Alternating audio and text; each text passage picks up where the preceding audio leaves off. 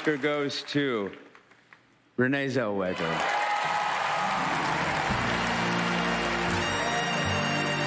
Renee Zellweger went somewhere over the rainbow, winning Oscar Gold for her intimate portrayal of screen legend Judy Garland. And though Judy Garland did not receive this honor in her time, I am certain that this moment is an extension of the celebration of her legacy. You won't forget me, will you?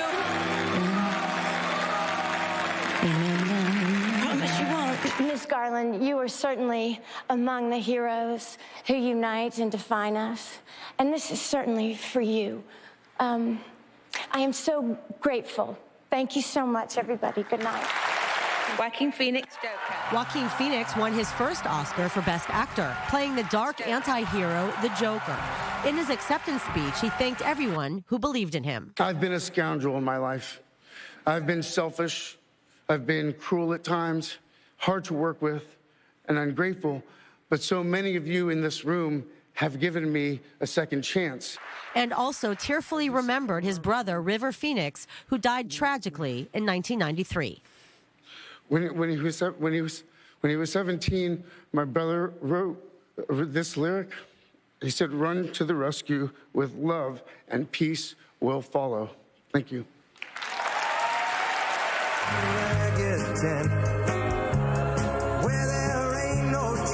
Charlie's gonna dig you. Brad Pitt won his second Oscar, this time for supporting actor in his role in Quentin Tarantino's Once Upon a Time in Hollywood. It's a community I love and friends that I've made over, 30 years, and that mean a lot to me, truly. The biggest winner of the night was the South Korean film Parasite, which won 6 Oscars, including Best Picture and Best Foreign Film. And even Zellweger herself was in awe of director Bong Joon-ho, as Parasite is the first non-English speaking movie to win Best Picture. Director Sam Mendes didn't nab Best Director for his epic 1917, but the film won Best Cinematographer for successfully making the movie in one take. On the red carpet, most celebs were glammed up. Other legends, not so much. Natalie Portman made a social statement with an embroidered cape of all the female directors who were snubbed. And while the call for more diversity was quite loud, so too were messages of saving our planet and making the world a better place. Emily Francis, I-24 News. And Emily's with me now in studio. Emily, a historic night and some real groundbreaking awards. That being said, with the 4 major acting awards, the supporting actor and actress and best actor and actress, the front runners won as expected, but they really gave incredible performances in their respective films. Yeah, I mean, they really did. And I happen to, I've seen most of them. I actually just saw Once Upon a Time in Hollywood, which is fantastic, much deserved, I think, for Brad Pitt. But it's ironic. No one, I think a lot of people are surprised that it's his second win, but his first win for acting, that he produced 12 Years a Slave, and that won for Best Picture. But this is his first acting acting one. Even Benjamin Button, he didn't win. He lost to the star of The Artist that year. So you think he deserves it? This was I think he deserves it. It was really, I saw the film and I thought it was really, I really was pleasantly surprised at how well he did. I thought the performance was really good. All right, so I mean, also Laura Dern, an incredible performance for Marriage Story. There was a lot of big names that won. They've been around for a long time, that really got their chance in the spotlight, including Joaquin Phoenix, who's been nominated before, a legendary family and a tragic family history, and he really he earned his win and gave a very powerful speech. A very powerful speech, and I think he went through a tough time even after Walk the Line. Again, people didn't realize that he also didn't win Best Actor for that role when Reese Witherspoon did for Best Actress. Yeah.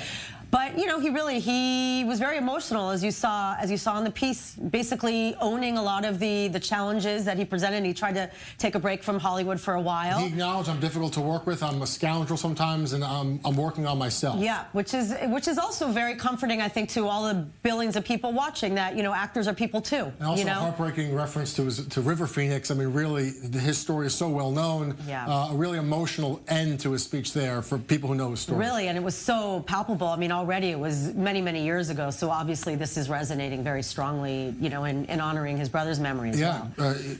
tearing up at the end of his speech there about River Phoenix. All right, so the big breakout success of the night was Parasite. Yes. 92 years, right? 92 Oscars, never had a non-English language film won ever. This one broke through. Didn't have a big cinematic run. It was difficult to see in cinema, in theaters, but it really clearly struck a chord with critics. It just opens a lot of doors now. Absolutely, it opens a lot of doors, and especially, you know, we're used to hearing it from the Golden Globes because it's the international foreign press. So I think in listening to a lot of what the critics were saying, the writers for Variety and whatnot, that they really thought that it was going to sweep. I think surprising to win 2 awards when there were so many viable contenders. I mean, the category had 9 nominations in the Best Picture category. A lot of very, you know, valiant, you know, films being made, especially 1917. But it looks like even with 1917, it did go, the award went to Best Cinematographer. And I think that was really the notable component, the fact that it was done in one take. To think about how many times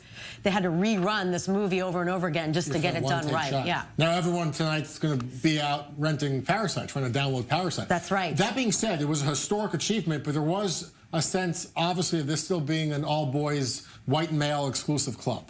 That's true. You know, we did have one African-American nominee, the actress who portrayed Harriet Tubman, which was also a very notable performance. But as we saw with Natalie Portman's Dress, honoring the directors, the female directors that weren't nominated, and only in the history of the Oscars there have only been 5 women nominated, and the only woman to one was Catherine Bigelow for The Hurt Locker, which was also a very male-dominated film if you happen to see it. So there is still work to be done, but still, I felt the overall feeling from the speeches was one of really hope and the feeling that we are kind of turning the tides into a new era, and hopefully this will just open up the entertainment industry to being more open to more screenplays and films from women and people and minorities. Exactly. So Emily, next year. Thank you so much for that analysis, the excellent breakdown.